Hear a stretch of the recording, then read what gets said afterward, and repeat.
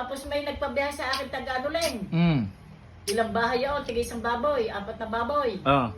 At pag nabayadan daw dito, bago ko sila bayadan. Oh. Sa 4 na baboy, 24 ng December, hindi ko matanda ko ng taon, ibinihay ko dito ang bagan sa Pasko. Mm. Yung bahagi sa Pasko, tig isang paa. Oh. Abalintek, nagtamang bangka. Kasama ko yung ama. Oh. Ay di madaming patay. Ala. Inayata ni Iboy ang ina. Ah. 17 ang patay sa bangka. Ako may nasa ibabaw ng bangka, tsaka yung ama. Di kami langoy.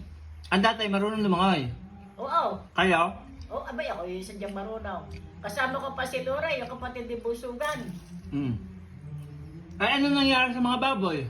Adi na habol-habol ko yung konsepsyon na lolo ni Kwan. Lolo ni... yung anak ni Pele. Ano pangalan? Yung buso. Renier. Oh. Yung lolo na ng kapitan at ang may-ari yung kapatid. Oh. Mimong at saka bakas-baka sila. Oh.